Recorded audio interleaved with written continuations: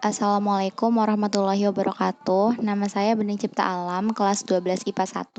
Saya akan menjelaskan tentang perkembangan seni rupa di Indonesia dan akan memberikan pendapat saya mengenai perkembangan seni rupa di Indonesia.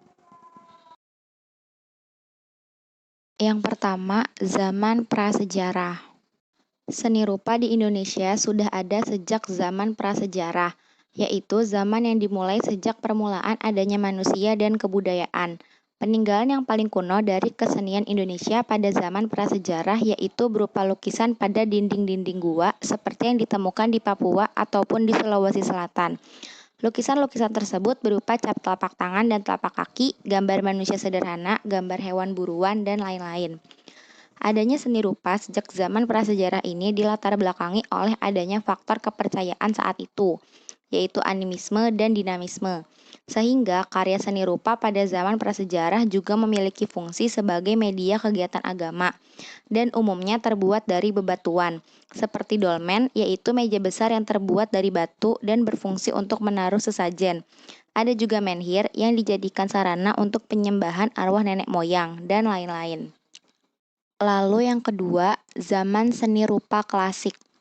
Zaman seni rupa klasik dimulai bersamaan dengan periode adanya Hindu dan Buddha. Contoh peninggalannya yaitu arsitektur pada bangunan Candi Borobudur dan Candi Prambanan. Yang ketiga, zaman seni rupa Madya. Pada zaman seni rupa Madya, karya seni rupa yang dihasilkan banyak dipengaruhi oleh Islam. Pengaruh Islam terhadap seni rupa Indonesia terjadi dari hasil perdagangan yang dimulai sejak abad ke-11. Contoh peninggalannya yaitu pahatan makam, arsitektur pada masjid, kaligrafi, dan lain-lain. Lalu yang keempat, zaman seni rupa modern. Saat masuknya zaman seni rupa modern, Indonesia telah terbentuk sebagai koloni Belanda dan masih bernama Hindia Belanda. Contoh peninggalan seni rupanya yaitu lukisan Avandi, lukisan Rade Saleh, dan lukisan Kartono Yudo Kusumo. Menurut saya, perkembangan seni rupa di Indonesia terjadi cukup pesat dan tidak dapat terlepas dari perkembangan peradaban bangsa Indonesia itu sendiri. Setiap keempat zaman yang sudah dijelaskan di awal selalu mengalami perkembangan, bahkan hingga saat ini. Selain itu, perkembangannya juga dipengaruhi oleh beberapa faktor. Salah satunya, faktor yang paling menonjol adalah faktor agama atau kepercayaan.